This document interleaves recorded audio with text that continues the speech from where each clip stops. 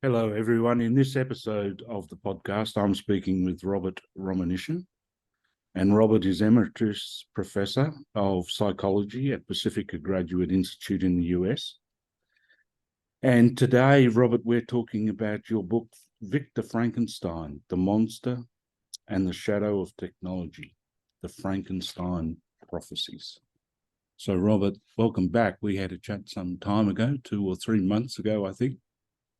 And now we're talking about technology. Yeah. Well, thank you, John. It's always a pleasure. I remember the conversation we had several months ago. And I said to my wife, "Wow, that guy's a good interviewer.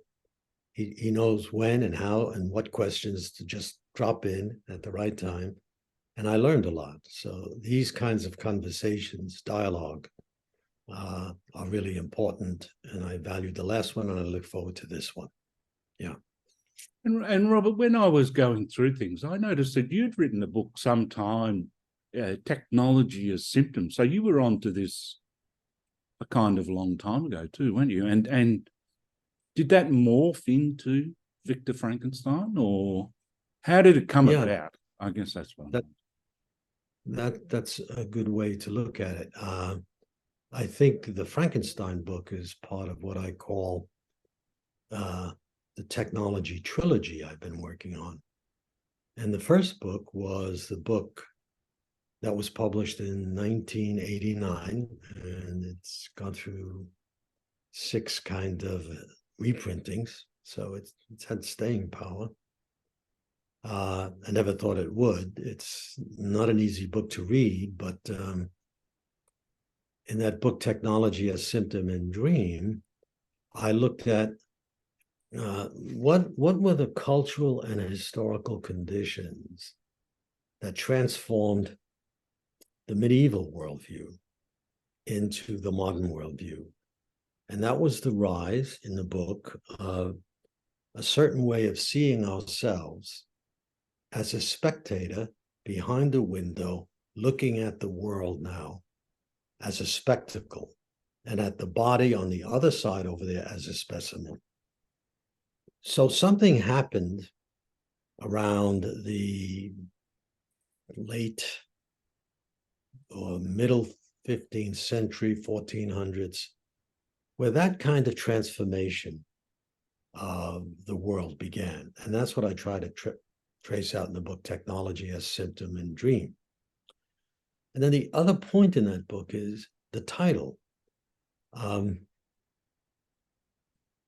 wanted to show that technology is not just a way of thinking about the world, but it is a shared cultural, historical dream about what our place is in the world, what nature is, and who we are. And therefore, as a cultural, historical dream, I wanted to point out that it has a symptomatic character to it. And in that book, I defined, or described a symptom, any symptom now, personal or collective, as a tension between remembering something too important to forget, but forgetting it because it's too disturbing to remember. So whether we're talking about a person who is suffering from depression, or whether we're talking about a shared cultural historical dream, there is something symptomatic in our personal dream life and our collective dream life, which has that symptomatic character. Put it another way, what do we forget when we're within that dream? And what are we called to remember? And so that was a key for me then in that technology book. What have we forgotten about who we are and what our relationship is to nature? And the way that I talked about that was we have forgotten that we belong to nature and are a part of it and not apart from it. So that changed the whole world with the development in the 15th century of looking at the world as if we were a spectator behind a window. And with that, what then the second part of the trilogy is, how then do we wake people or ourselves individually, collectively, up to the fact that we have broken our ties with the natural world, with the world of nature. I want to get back to that in a minute because it's important. Yeah. But what I said there in that book is we have forgotten that we are a part of nature and are not apart from it. And therefore, the task is, in the second part of the trilogy, to wake people up to that. And so the first book, Technology, A Symptom and Dream, even though it sold a lot and it was reprinted many times, it reached an educated audience. And I felt, this has to be more than just academics, people who have the leisure and the time. I felt an obligation to wake all of us up, to get it out there. And so I wrote a more popular version of the technology book and the Frankenstein book. And what's interesting, and then I'll talk about the third part of the trilogy in a minute. Remind me in case I forget. The important point about the Frankenstein book is it's a series of 8 questions, because I wasn't trying to give an argument, because, as a psychotherapist, I've learned over the years, if you really want to get to the place where your patient, and in this sense, it could be culture as a patient, you don't tell them what is missing. It's the art of the artful question to awaken them to, oh, I never thought of it that way. So the Frankenstein book is written as a series of questions for the popular audience that the technology book, I felt, didn't speak to.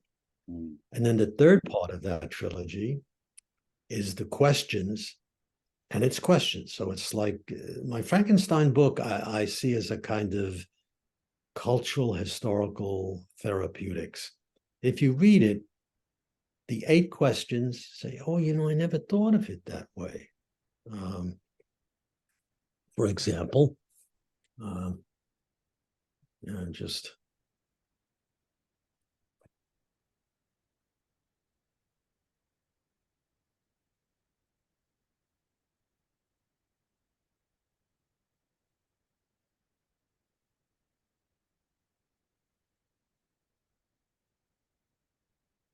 the first question in the book is resurrecting the dead. Is Mary Shelley's story of Victor Frankenstein a prophecy of the dangers of acting as if we are gods? And that's what Victor Frankenstein, he's going to be the new god of creation.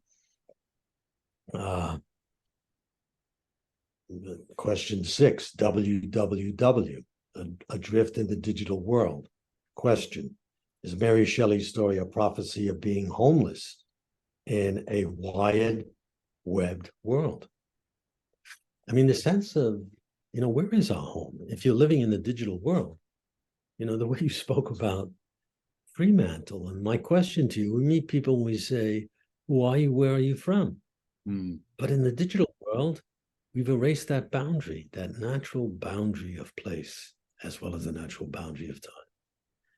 So that was the second part of the trilogy, to just ask people, think about these questions. The art of the question, the art of the artful question. And the third part of the trilogy now, which I'm working on, is how do we return then when you ask the question, how is it that we can recover the erotic bond between our sensual body and the sensuous world?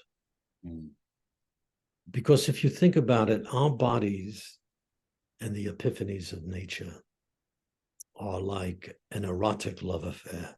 You see that with children. You see that in people who, even today, you could be in it. I know, I've seen that here recently.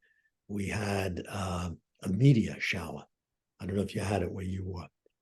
And people came out and they point out the stars and they say, look.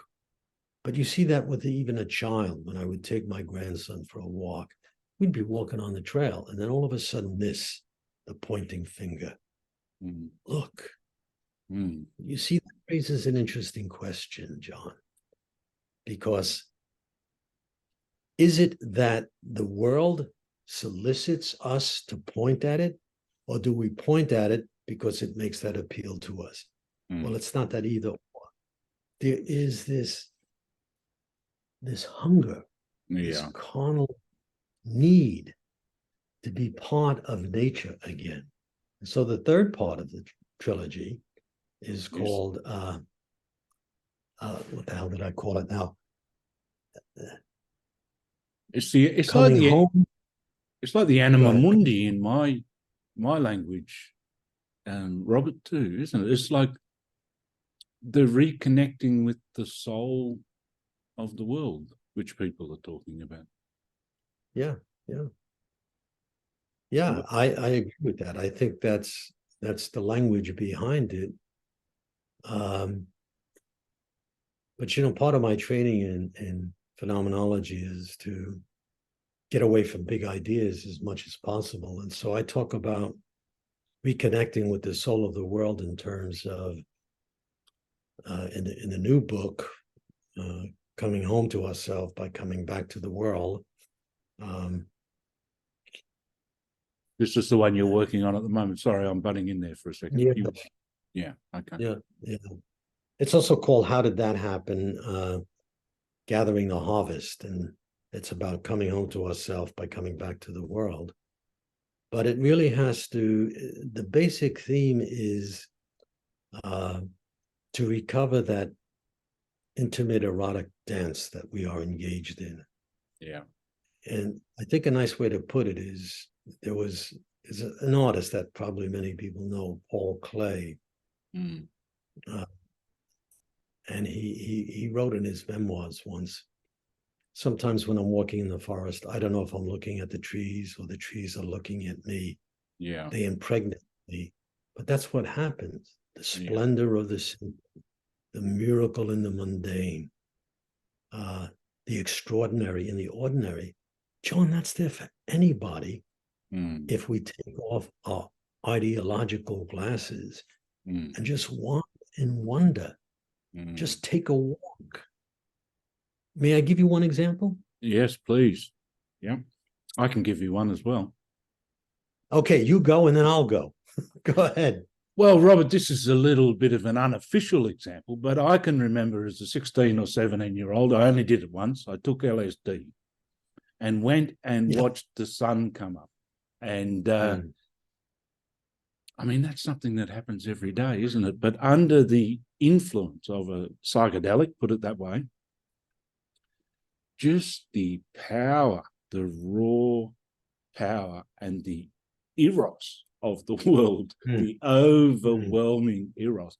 It's something that's never left me. And, people have their ideas of what's good and what's bad and all of that. But for me personally, I think that began a journey just because of it's almost like the heightened awareness of what we can hide behind our own will and routine and, getting ahead and ideas and this and that and that. And then to just go back to that essence of the mysterium tremendum or whatever it is, that's an awakening thing.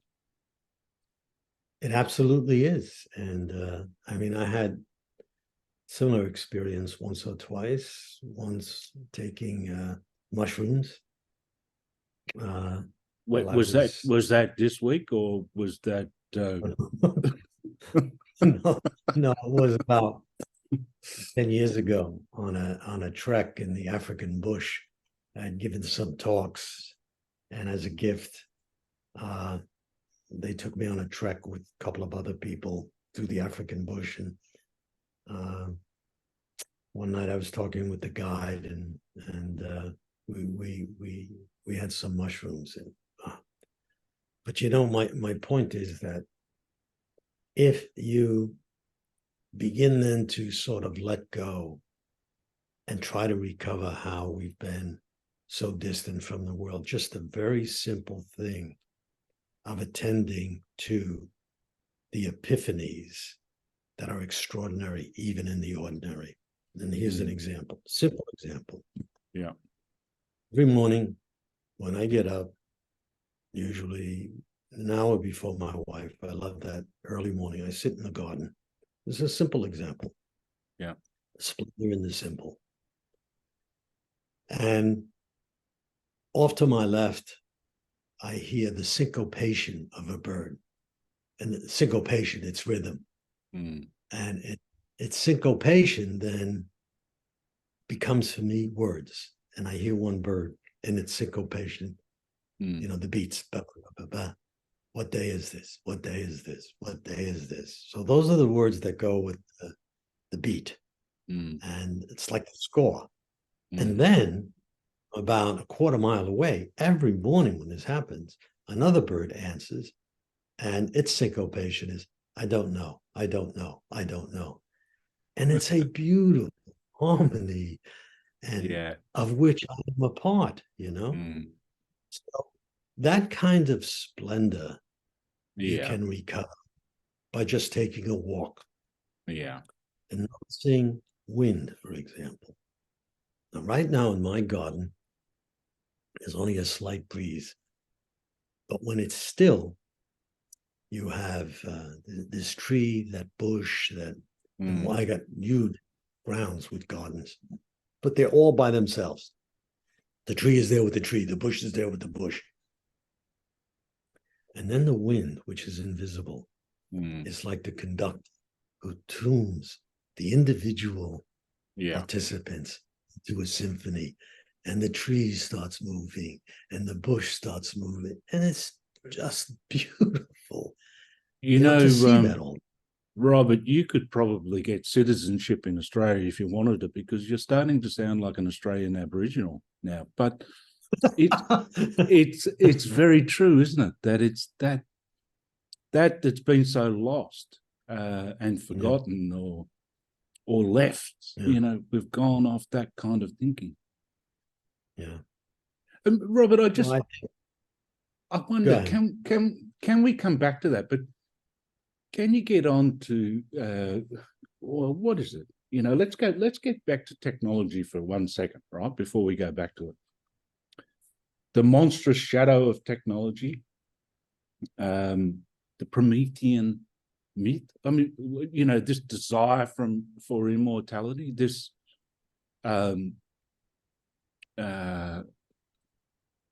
you know, can you talk a little bit about that first? I mean, what's happening there? Well, okay, this is part of the larger way that I work with things. So to speak about the Promethean myth of technology is part of the way that I work with everything. I look for the fiction in our facts, the images in our ideas, the myths in our meanings, the symptoms in our symbols, the dreams in our reasons, etc. So there's always that kind of digging deeper. That's the psychological move, you know, the depth psychological move. It's uncovering something that would otherwise remain hidden. You do that. I mean, I've been doing that in my therapy practice with myself as a patient and with my cultural work. So with respect to technology, there is a kind of Promethean myth behind that. So we have to ask, and that's what I do. I ask, well, what's the story of Prometheus about? And it fits because, if anything, Victor Frankenstein anoints himself as a new creator god. So he reverses, or transgresses is a better word, the Christian story of creation. And he now will be the new god, and he will do something that no other god has done before him, the Christian God. Remove the stain of death from human life. Now, there's a lot of hubris in that. Okay, so he's got what we could short-circuitly call a God complex. In the myth of Prometheus, slightly different. Prometheus looks upon the human being, and he sees how much they are suffering. So what he's going to do is he's going to transgress the boundaries between humanity and the gods. And in transgressing the boundaries, he's going to bring them something that will help them in their condition. So he's got a noble intention, but it's a warning, that story. Yeah. because instead of fire from the gods to bring to us, There's the always gods take a their price, let's say. always a price. So the story is a warning when we want to act as if we are gods. Ask the question from a Jungian point of view. You Yeah. better look at what's the shadow here. Yeah. Yeah. So we know what happened. Overstepping the boundaries or whatever. But we could also say that, many people in Silicon Valley probably do have noble intentions, don't they? But sometimes you see, tell me a little bit about Ray Kurzweil, because sometimes, how do you say his surname? Sorry, Kurzweil. Kurzweil.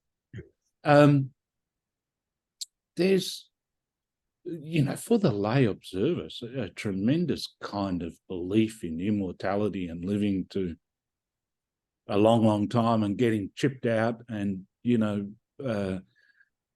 what is it, completely escaping death in some new immortality or whatever.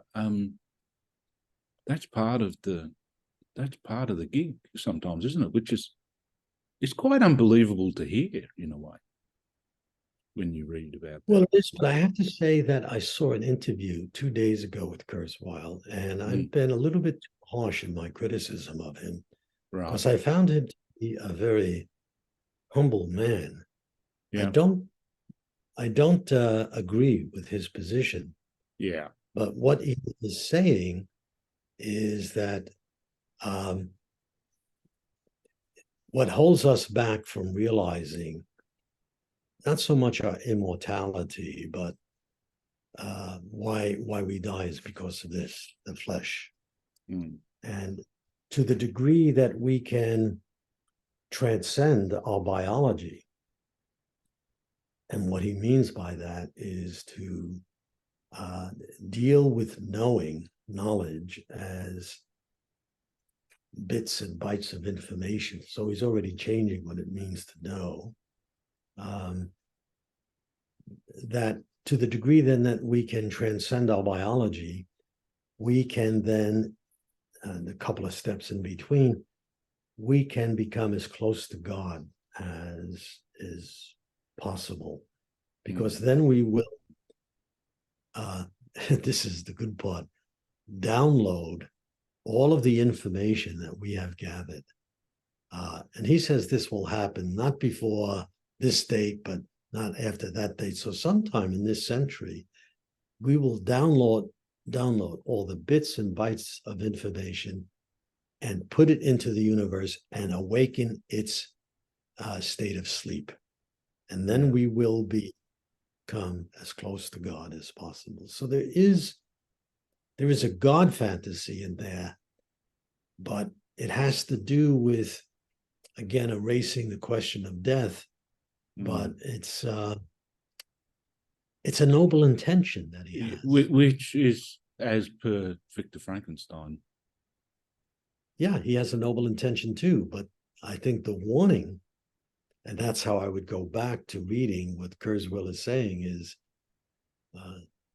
Mary Shelley's story of Victor Frankenstein is prophetic, because anytime that you try to become as if you are a god, there is a price to pay, because you erase the boundary between us and the gods. And Greek mythology is filled with what happens when you do that. Yeah. And the word transcending kind of comes through for me. Like, I would say, with someone like a James Hillman, what I get is the descent, the deepening, the spirit soul, that the soul needs to, in a sense, confront death and some of its dark side and some of the, and in a way that's the, maybe that's a psychological journey that we need to undertake or whatever. No, the deepening is to not just deepen into death, but deepening into the realization that even in the midst of life, we are living into our dying. And I don't mean that in any kind of literal sense, but we are always faced with the necessity, whether it be with aging, like myself, or in relationships or career, we are always faced with holding on to something which is slipping away, you know? And how do we let go? Because we really are not the one who possess as much as we think we do. We are stewards in a way, and agents in service to something, and not authors. But that's a hard thing to do. And you know, I used to try and teach that to my graduate students. I would invite one to come up, and I'd say, "Open your hand," and I'd show them what I was doing. I'm dropping some water in your hand, and then I asked them to close their eyes and make a fist.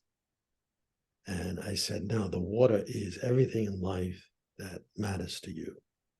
And what are you going to do now?" And now you've transformed it. You know, you've made the host like of a wafer into a symbol.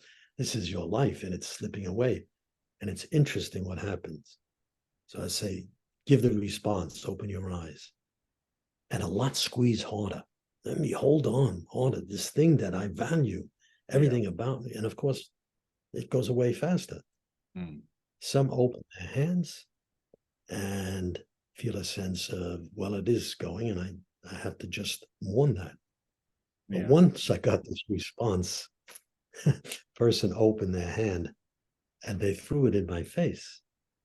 And they said, "I give you my blessing." And I thought that was wonderful.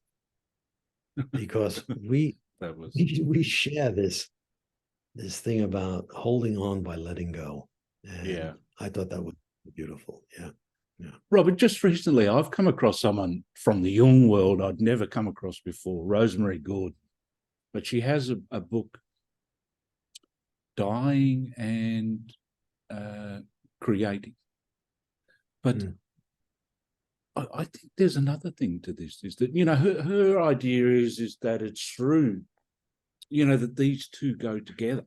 So somehow a growth and a fruitful life or a good life, the dying and the creativity are connected. And I think that's also an important point. And the reason why I say that is, as a lay observer, right, we have stuff, AI, this is what could happen, the things that people are saying when they go to therapy, you know, how they're freaked out about what's happening with technology or whatever. And I sometimes get a little, I don't know whether it's just temperament, but I don't like the apocalyptic. I don't go for the apocalyptic that much. I think it's more of a death rebirth happening, and that whilst we may be stewards, as you say, and we don't know, but we can be involved somehow in a positive creation. I mean, I wonder what you think about all that. Well, John, I really think it's a good point that you make about not jumping immediately to the doom and gloom apocalyptic scenario. And yet, in a way, when I come across big words and big ideas like apocalyptic, I tunnel into them. And apocalypse means simply the raising of a curtain, so that the coming down of a curtain, so that one story ends and another one begins. So I ask, you know, with AI as an apocalyptic moment, some kind of story is ending. What is that story that is ending? And what kind of story is beginning? And instead of making a judgment about doom and gloom, I look at possibilities. Now, there are a significant number of people who, and serious thinkers, who talk about the increasing intelligence of machine learning. And they move from artificial intelligence to what is called artificial general intelligence, so that it can begin to program itself, so to speak. And they begin to wonder, serious people now, von Neumann, maybe it wasn't it was von Neumann, in the 20th century, pointed out that with the increased learning that is possible with machine learning, question, will there come a time when that kind of intelligence will supersede our intelligence and therefore eclipse us? And that would be a moment that they call the singularity. Yeah. When we will disappear, we'll no longer be able to compete. That's the fantasy in a lot of films. Look at Schwarzenegger's Terminator films. Yeah. It's an interesting movie because it plays with this whole issue that we're talking about. And in the end, the Terminator the very thing that's bedeviling us and threatening us becomes also the thing that saves us through sacrifice.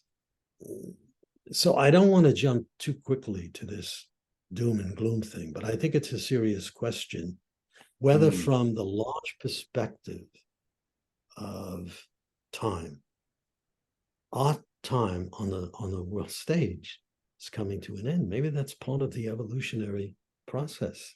And I wouldn't want to say that's our fate, but maybe that's part of our destiny, to become then something other than how we imagine ourselves to be now. And that seems to be what AI and artificial general intelligence is suggesting to us. So I like to keep a look, perspective like that on the question, rather than just, well, we're headed for extinction. Maybe we're headed for transformation. And look at then AI symptomatically. What is it calling us to, and what might we be forgetting? So your third part of this trilogy really is your answer to that, isn't it? I mean, that's your recovery. Yeah, the third part of the trilogy is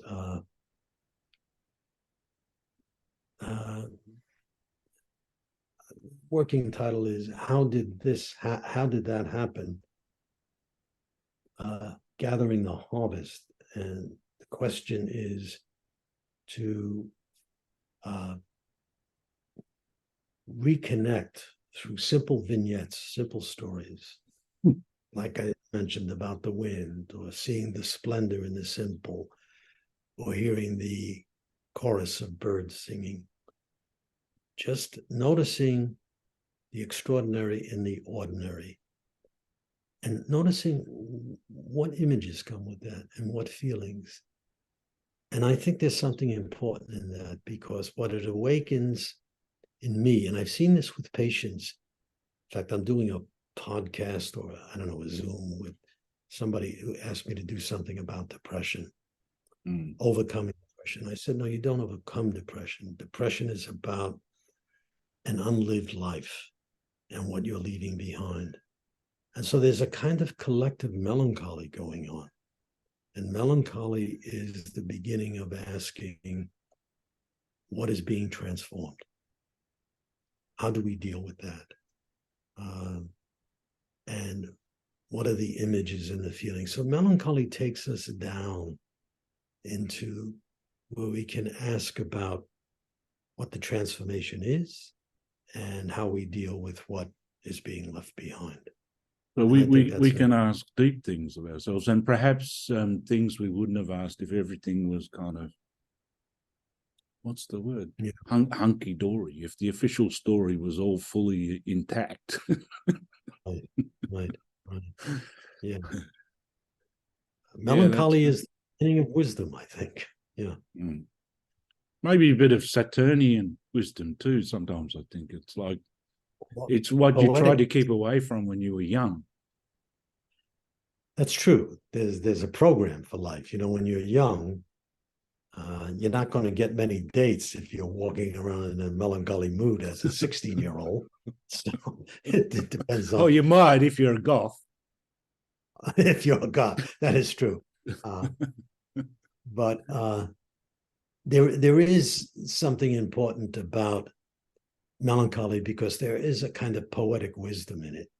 And the interesting thing is, my heritage, my name, Romanyshyn, is son of the Rome, son of the gypsy. the one who wanders in wonder. But I'm also Irish. And so I've got, let me put it this way, the Ukrainian or the Russian and the Irish. And both of those races have a capacity for the poetic. And maybe it's something about cultivating poetic realism of the world, not the empirical realism, but the like the splendor in the simple, the extraordinary in the ordinary, to awaken with wonder. And if you look at where the poet is in terms of the Greek chain of being, the way they talk about it, the poet has an important point there. He awakens us to something that, and the poet who does that is Orpheus. He reminds us of something that we might forget. I remember we were touching on that sometime before, and what strikes me about Orpheus is sound. It strikes me that we're so visual often, or feelers, but this whole thing, when they said that in the beginning there was almost the original word of the universe or whatever, but there's this incredible thing with sound, if you can open to it, the sound behind things, which I think you've written about it in terms of poetry as well. It's powerful. Yeah. Well, it's even in our cosmology. We talk about the Big Bang, so there is something about sounding, and therefore you must always read poetry out loud. I mean, to me, it's part of the original sin to kind of, because to stand out there and declaim it. So sometimes in the morning, I'll just bring out a poem and I will say, okay, this is for you, but I will say it and I will feel it, because when you sound it, you bring in the heart and the resonance and the flesh and the body and the passion. So what we're getting is Robert Romanyshyn, Ukrainian, Russian, Irish mix, which is something of the poetic has been thrown in there. The Russians and the Ukrainians through that, and the Irish are very poetic people. In fact, Freud said the only race, he said, couldn't be analyzed for the Irish.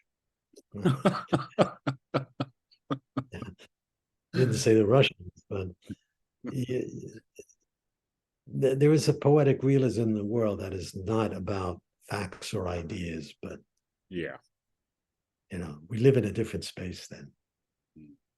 There's where I live, in our kitchen when we moved in, there was this little thing, and it said over our stove, somebody left it there, poetry, no, wine is bottled poetry.